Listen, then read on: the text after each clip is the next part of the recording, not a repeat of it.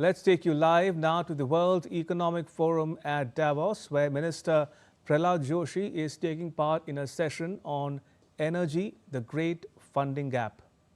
And foreign investment. So beyond natural endowments, what policy and institutional choices have enabled you to convert your renewable energy power into your competitive advantage? Thank you very much, Elizabeth. It's such a privilege to share this panel with us, distinguished panelists. Paraguay is leading the way in Latin America on energy transition. The number is 100%. We move 100% of our economy on clean, renewable energy, the most sustainable, which is hydro. And we export half of all the electricity that we produce and we don't consume.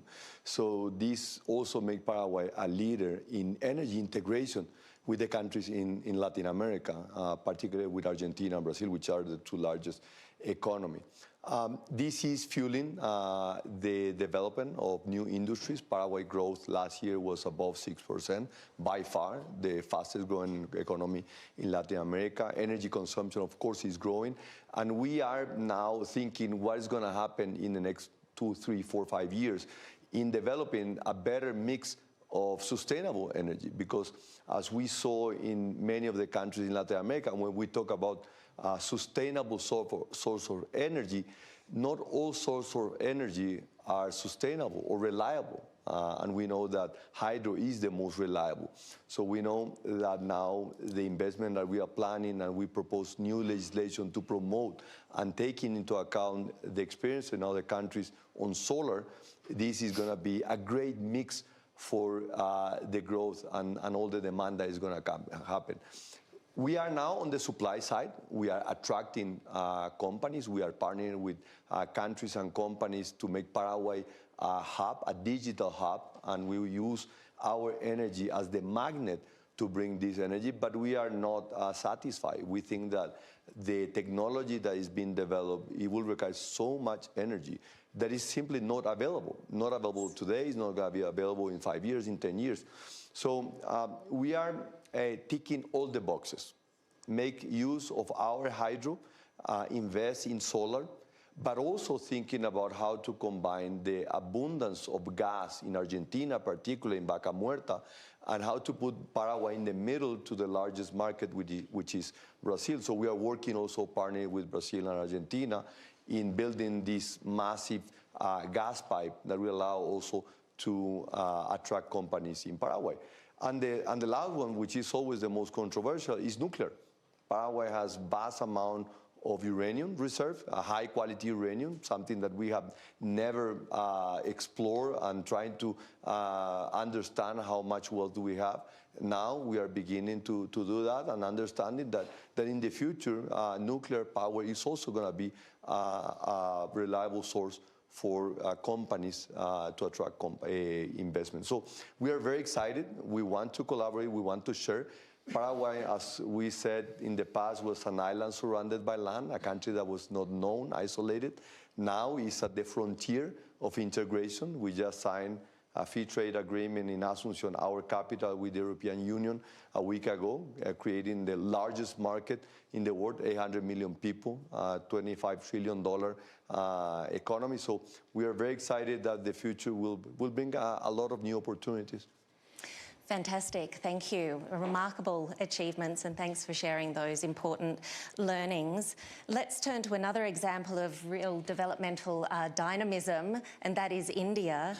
India has, of course, demonstrated that the energy transition can function as a really powerful engine of growth and of economic development, in particular through large-scale renewable auctions, clean tech manufacturing, farm energy schemes, and the National Hydrogen Mission. We're very honoured to have with us His Excellency Prasar Joshi, Minister of New and Renewable Energy from the Government of India. Minister Joshi, from your perspective, how can the energy transition be deliberately designed to drive industrialisation and job creation and competitiveness, especially in emerging markets? Thank you. There are distinguished panelists, and His Excellency President is here.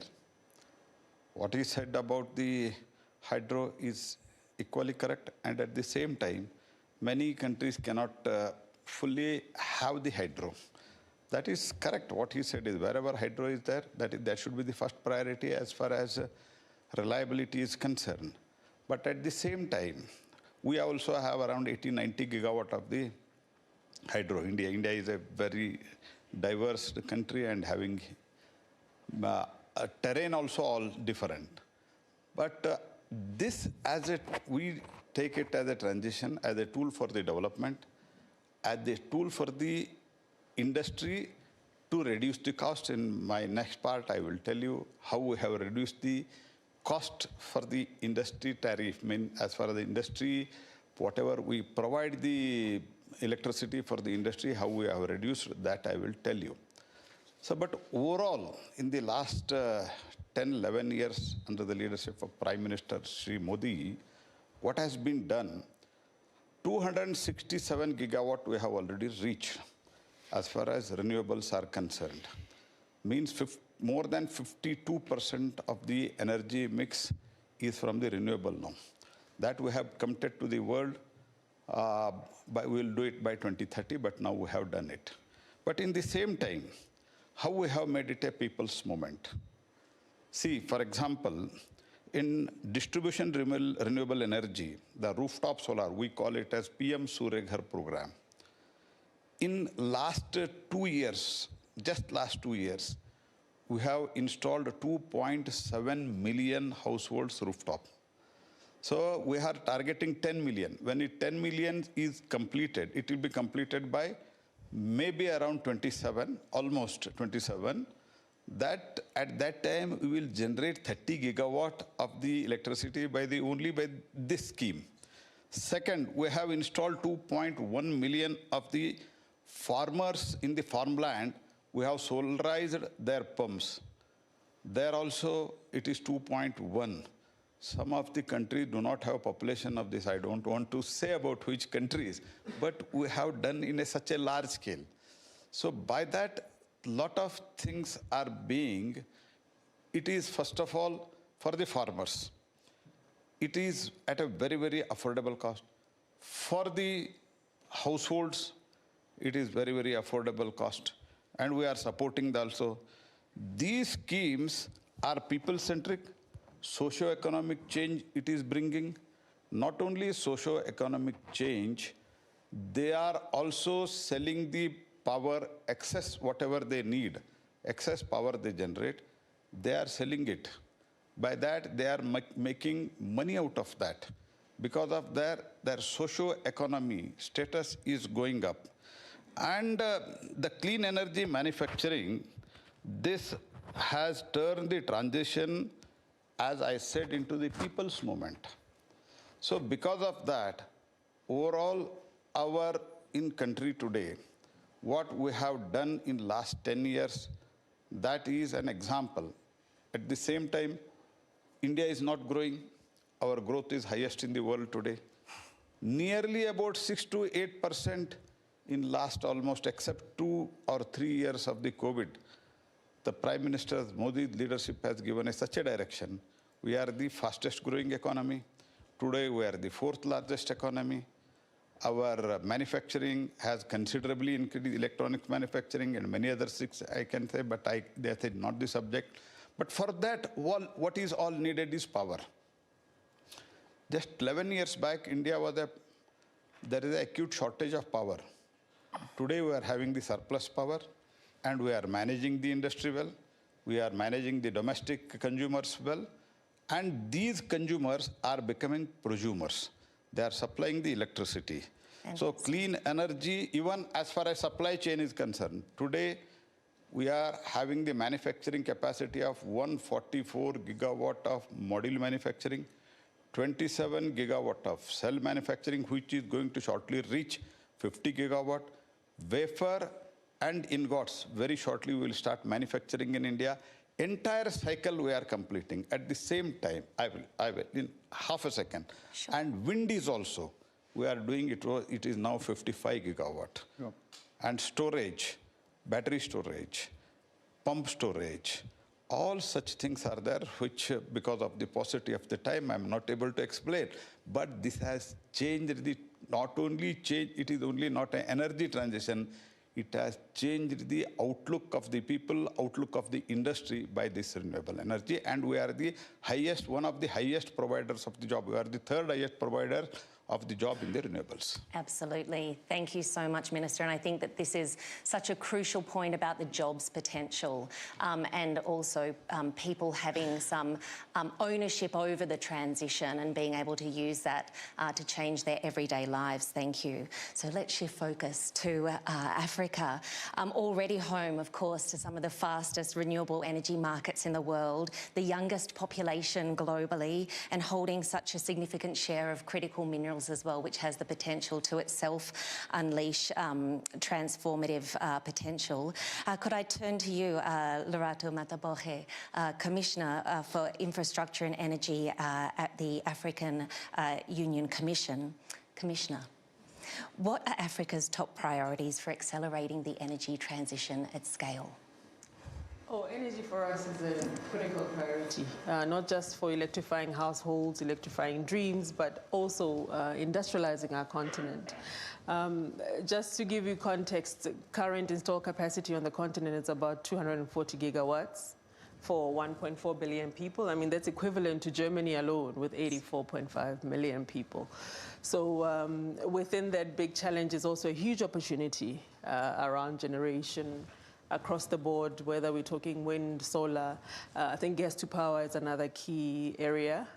We do have a lot of hydro opportunity, but with the climate change, we've seen that a number of our hydroelectric generation capacity is undermined by droughts. So the continent is now looking at other alternatives like nuclear, as Paraguay is doing, to say, how do we begin to focus on nuclear, particularly those modular reactors that we can have help generate electricity in rural areas, etc. So there's a big opportunity. Generation is certainly an area for growth, but even a greater area for growth for the continent is transmission. Yes. We're talking about 55 countries that need to be integrated. Transmission lines are a huge opportunity. I think the majority of investments over the last 15 years or so have been in the generation space, but there's a huge gap around transmission. So anybody who's looking to partner with the continent and invest has to look considerably at generation. And of course, the other growth area for us is the mini grids. Yes. As an opportunity. Decentralized provision of energy is going to be the future for the continent, based on the vast distances, based on the urgent need. So nuclear for us and looking into mini grids is one big new area for growth. Excellent, thank you. And I think, yes, the mini grids and those decentralised energy systems have such enormous importance for energy security in particular, especially given the impacts of climate, which are only going to proceed apace. So let's shift gear to talk about a financier perspective, an investment perspective. We're so delighted to be joined by Hayashi Nobumitsu, Governor of the Japan Bank for International Cooperation. Governor Hayashi, public budgets are obviously tightening, and development finance institutions like yours are being asked to do a lot more with less and to play a really catalytic role in mobilising private capital for long-dated and quite high risk in many cases, clean energy projects. So where do you think that development finance institutions like yours can have the biggest impact today? Well, it's an honor for me to be in this very important panel first. And as you said, it's a very difficult and challenging time for many developing institutions, bilateral or multilateral. But our mission has been to work with the host governments, host institutions, to bring in private investors and work with various financial institutions. That's how we have worked, and we continue to work that way. And I would dare say that energy is the least challenging of all the sectors. Well, when you want to have project in education or health, you need tax money or you need grant. And in transportation infrastructure, the basic roads and bridges, you have to pay. But for toll road or high-speed railway, you can earn, but then there is a ridership risk in those projects. But for energy, people know that you have to pay for energy. It's not free. So it depends on how you pay. So our task is to talk with the host governments and find a good solution. As you said at the beginning, renewable energy is much cheaper. So say 3 years ago, we thought that we can turn to renewable energy tomorrow. But the reality is very different, as you talked about economic security as well. Well, solar panels, wind turbines, they may be cheaper, but if you depend on the supply chain of one country on these devices or batteries, it's not a good problem. It's not a good way to react. It's a security issue or a trade deficit issue. So we have to have a pragmatic and holistic view how you mix the energy and how you address the issue. So that's what we do with regard to each country, especially with the Asian countries where we have most projects, and find out the best solution fitted for them. Well, when you have hydro or sun, that's fine. But you may have geothermal in some African countries, and I very much prefer waste-to-energy project because it has some social dimensions as well. And you will really have to invest in a power grid. And I feel that there are a lot of places where you can spend much more on energy saving as well. So that's our answer to these difficulties, to these challenges. Excellent, thank you. And from the perspective of a global energy company, can I turn to you now, Mr. Yassim Tabet, CEO and Managing Director of TAQA. As a global energy company, you operate obviously across a range of emerging markets, and you really sit very much at the interface of public ambition and private investment reality.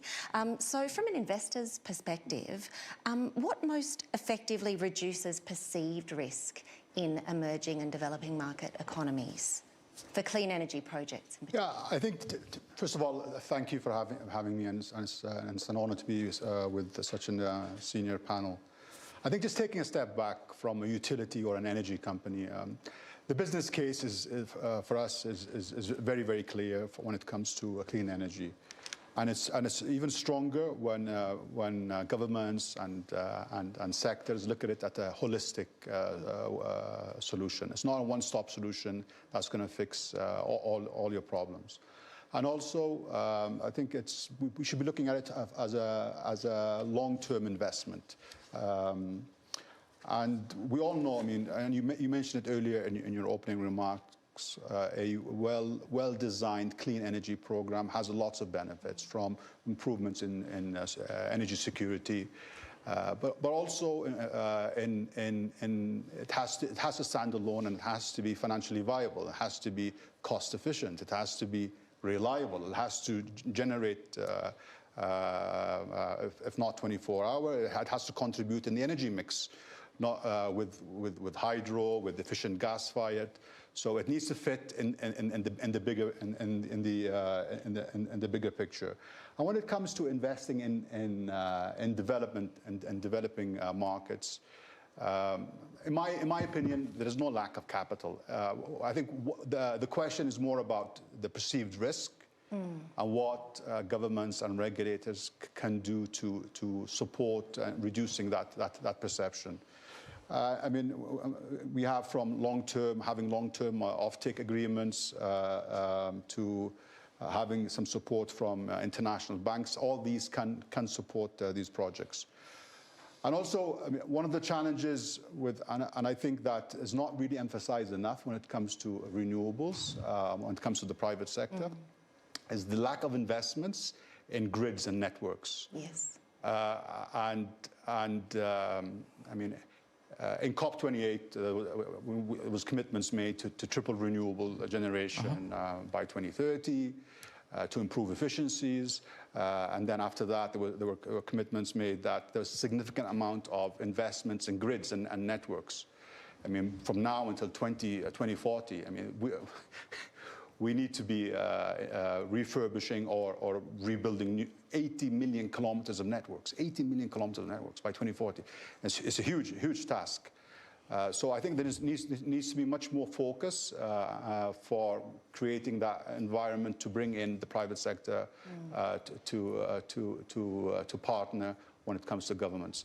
And I think another thing, I don't want to dwell on it too much, is having the private sector, utility companies, changing their mindset. I mean, utilities is not like how it used to be 10 or 15 years ago. They need to be an enabler to the economies. They need to be working hand in hand with the governments, with industry players, helping industries reduce their decarbonization and making them not only reducing their carbon footprint, but making them more efficient, making them make that extra dollar on investment. So that's a bit of it. That's such a vital point, I think, about the mindset. Thank you so much. And also about the issue of risk mitigation when it comes to attracting investment. And I think that also speaks to the role of political will and political ambition. And so that's really, I think, a very important time to come back to you, Mr. President, because Paraguay is often described as having the potential to become a Silicon Valley of South America, which is an incredible vision.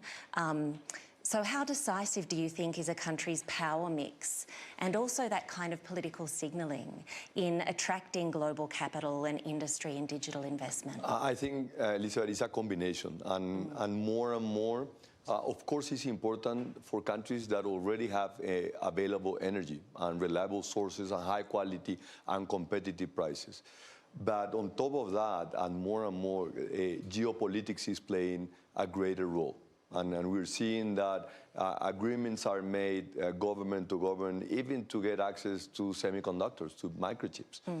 So I think that how a political alliance will be made in the coming years will be critical in how to develop big projects. It's not only if you can have abundance of natural resources, but that's not enough. You don't have the capital and the technology to develop. In our case, Paraguay has partnered with multiple countries, and we are building good relations. One of them, which is very sensible, is Taiwan. Paraguay is one of the 12 countries in the world that's recognized Taiwan, and this is a very strong alliance that we have with the Republic of China, Taiwan. Is very controversial, we know, but we think it's very similar to the path that Paraguay is going through from being a producer of commodity to a manufacturer. And we want to lead on this technology transition. I want to attract companies and think of Paraguay as a reliable country to do multi-billion investment that you need to have that reliability and that trust on the policies that the country is implementing. I think the other factor that will also affect a lot is the domestic politics, because whether we like it or not, this will put a lot of pressure on the social sectors, because the price of energy will go up. It's not going to be based on how much you produce. It's a matter of the demand that is coming. And we know that there is no enough supply of energy of any source for the type of demand that is coming. And we're not talking in the next generation, we're talking in the next 2 or 3 years. So this is going to put domestic pressure, because you're going to have some sectors that will be able to adapt and incorporate to this new technology, and you're going to have other sectors that are going to left behind. And this is going to bring a lot of political unrest in domestic policy. So I believe that this is an issue that needs to raise to the front of the discussion. How we're going to finance, how we're going to build alliance, and how we're going to deal with domestic policies with a price of energy that's going to be par with the price of the technology, and how much it costs to compute something. It's not going to be just the price of the megawatt, it's going to be the price of computing. Yes. Absolutely, absolutely. And this question of having to meet this rapidly increasing energy demand in real time, while also addressing a whole other range of development challenge, is really crucial. And a lot of emerging economies are really at the forefront of that experimentation in how do we address these challenges in real time. And I think the opportunity for learning between emerging economies is huge. On that note, Minister Joshi, could I come to you? And obviously you there are so many impressive achievements of India in the scaling up of renewables. What particular lessons do you think that the Indian experience holds for other countries? What has worked particularly well that you think are transferable lessons? First of all, I would like to tell that as far as the depending on single source, that is really appreciable. But what India is doing on that is, we are already into the manufacturing of modules, we are into the manufacturing of cells, and also ingot manufacturing has started, wafer manufacturing will start very shortly, and whatever needed for that, including battery storage and whatever the critical minerals needed for all these things, India has started working very, very seriously, and investment has also begun in that. We have brought in a very, very investment friendly policies that I would like to make this thing very, very clear to the world, that I fully endorsing the views expressed here, but the thing is we are acting on that also. Second point, what I would like to tell, with these renewables, question is whether it is affordable. According to me, it has in India, experiment is very, very successful. So I can say, as our country takes the rapid strides on scaling up the renewables, we don't see energy security, affordability, sustainability as competing priorities, but a part of integrated strategy. How? I will tell you, I will take 1 minute more, I think, what you have allotted me time. In one of the state in Maharashtra, the huge loss was for the distribution companies. We call it as discoms. Why? The reason was that what we supply the power to means electricity to the farmers, they're at at 1 rupee because of subsidized, as Excellency mentioned. And that 7 rupees, whatever we used to give them, because cost of the energy is 8 rupees and supplying energy at 1 rupee, that 7 rupees difference, what we used to do, we used to put on households, we used to put on industry. What is being done now? Under Pradhan Mantri Kusum Yojana, that is for the solarizing the farmer pumps, more than, as I said, 2.1 million in that state, in the entire country, and in that particular more than 1 million, we did that. So result is, the total what we are only supplying in the daytime, because farmers for the irrigation purpose, they need power in the daytime. So what we did under the leadership of their chief minister, with the guidance of Honorable Prime Minister, what important thing was done was that we said we will supply you the power by solarizing your pumps. So we are supplying in the daytime. The cost of the production of that solar electricity is 3 rupees in the Indian currency. I think it is some 2 point some cents. I don't able to immediately convert it into dollars, but it is very, very economical. I can say cheap. So that 5 rupees what we are saving, 7 rupees 8 rupees is the cost. 1 rupees the farmers used to pay. The 7 rupees out of that, what we are saving 5 to 6 rupees, that what burden the industry and households used to bear, that has been reduced. So industry supply of the power to the industry has become now, it is the first time in India, I am telling you, in the 75 years of Indian independence, the tariffs are coming down because of this renewable revolution of the Prime Minister Modi. So this is the change what we have brought, and solarization and also wind. And one more thing is about the reliability. Reliability, Along with battery storage, we are doing the pump storage. And nuclear, we have recently brought in a very, very good law replacing all old laws. And our target is to complete 100 gigawatt by 2047 and 15 gigawatt by 2030. That will also add to the base load. This is all we are very, very seriously, we are planning. It is a well-thought plan for the entire change of the transition. Perfect. Thank you, Minister. Many lessons to be learned there. Commissioner Matakovic, could I come back to you, please?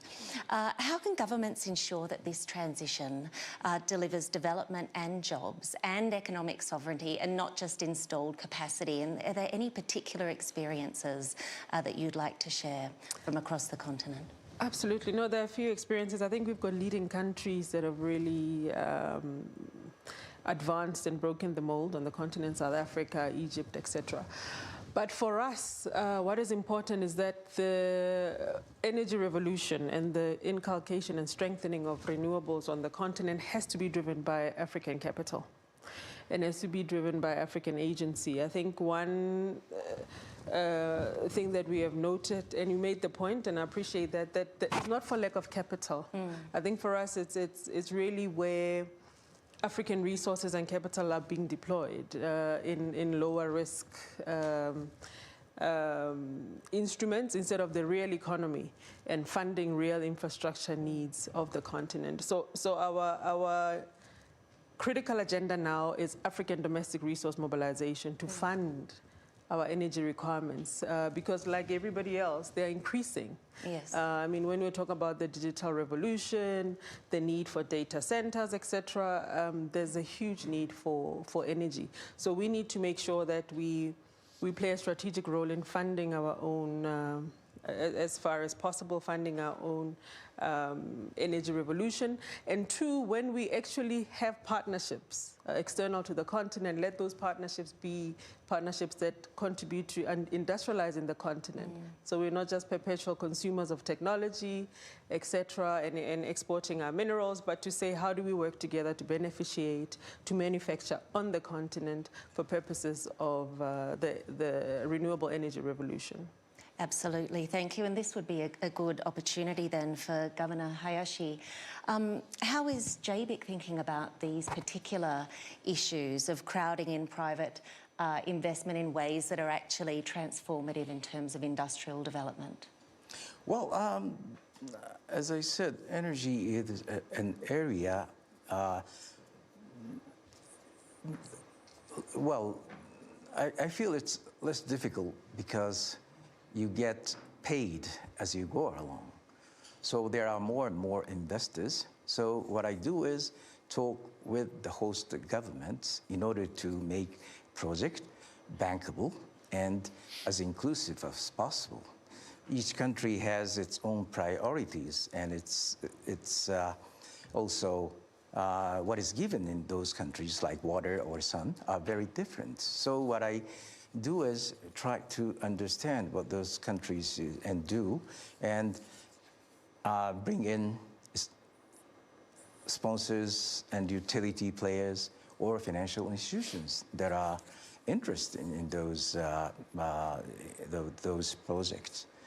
Well, our mission is, JBIC is to support Japanese companies' project overseas. But as we do, my job is to talk with those leaders, heads of states and ministers, in order to find out those projects that we do are really important for those host countries. That is the best way to avoid risks as we go along, because energy is always a very long-term project. That's what we do. But another thing I would like to say at this time is about nuclear energy, yes, because please. There was some discussion about it, because I come from a country which had a little bit of very unfortunate experiences, and also our institution does invest in a US company who has a very advanced SMR technology. Well, nuclear energy has to be an integral part if we are to decarbonize and continue to make economic development. But you need to spend a lot. You need huge investment up front. It's very different from other sources of energy. And you have to establish solid regulatory framework. But more than that, you have to have good human resources specializing in this technology. So I very much agree with the interest in nuclear power, but you have a lot of homework to do before you introduce nuclear power. Honestly, I feel so. Yes, and this is not just a challenge for countries, for emerging market economies. In Australia, my own country, we're having the nuclear debate, and we have very little domestic capability when it comes to scaling up renewable for nuclear. So these are really important issues to discuss. Mr. David, can I come back to you? Because we've heard a lot about the importance of offtake when it comes to making projects bankable. But are there any other particular policies and approaches to addressing this issue of bankability from your perspective? I think when it comes to bankability, we mentioned offtake, we mentioned de-risking, some guarantees. I think what utility companies look at beyond the sovereign guarantee of a nation, and I think goes back to some of the comments made by the panel, is not only the bankability of the project, but also the fundamentals of the project and how is the government recouping and how much is the subsidy, how much is the tariff, how many, so the fundamentals of this project on the economy. So this gives also utility companies more comfort, because you could have the strongest contract in the world. Yes. But if this project is not really creating value and there is a road or a transition to being sustainable and reducing subsidy, I think that's also one thing that we look at. And again, I go back also to the holistic, integrated approach is also very important, where private or utility companies can support governments. Like one example, Taqa, which I'm the CEO of, we're a fully integrated utility company based in Abu Dhabi. We have over 70 gigawatts of capacity. And when I say fully integrated, I mean everything from the generation of power and water to the transmission, to the distribution, and to the collection of power and water bills, and then also from the collection of the wastewater, and then treating the wastewater, and then distributing the reused water to the end users to make sure that every kilowatt and every drop of water is utilized in the best way. And having players like this sometimes gives peace of mind when you're dealing with governments, that you can deliver this holistic approach. I won't take too long, but one good example is what we're doing in Morocco.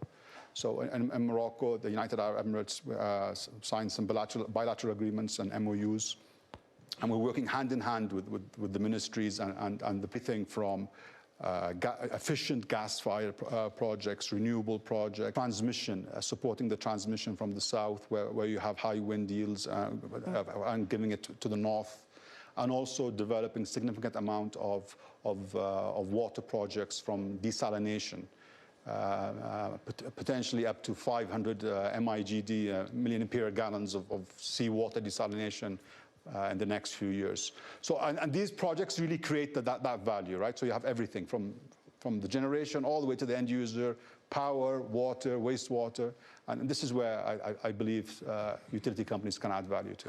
Excellent, thank you. Well, our session is soon to be drawing to a close, so I might just end with a final call to each of our panellists for just one very short statement on one concrete action that you think governments or DFIs or companies should prioritise in the next 12 to 24 months to unlock clean energy investment that delivers growth, security and development. Commissioner, could we start with you? Well, for us, it's really partnering with African financiers, African corporations to unlock the potential. I think we are at the point now that we need to make sure that the industrial benefit remain on the continent, because for us, that's a huge gap. Everybody else is producing, but the African continent. Perfect. Local partnerships for local development. Thank you so much. Mr. President. We need concrete actions.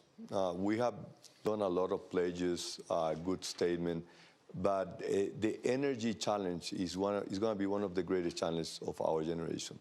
And the world and the multilateral institution, the architectural, the international architecture, who is trying to solve the issues, and we have one example today with the Board for Peace, proposed by President Trump, is one initiative, but also recognize that the multilateral system is not working, is not addressing the real problems. And I think that we need to raise awareness and we need to move with concrete actions.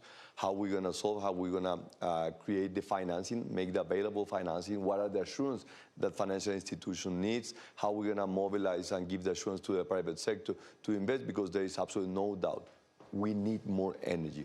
Wonderful. We need more reliable source of energy. And for that, we need to bring all the parties together. Thank you, Mr. President. Minister Joshi, in 1 minute. No, I will take just half a second.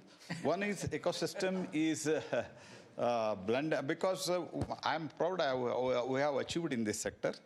Ecosystem for the investment, that is blended finance, and DFIs and multilateral banks, and investment in supply chains, and focus on DRE. These can solve the problem. Perfect. Thank you, Mr. Tabet. Just to add on, I believe supply chains is a very, very key area that I think governments and the private sector can work together and give clear demand signals to OEMs to debottleneck. I think that's one of the biggest challenges that we're facing, and I think the government and the private sector can work together hard.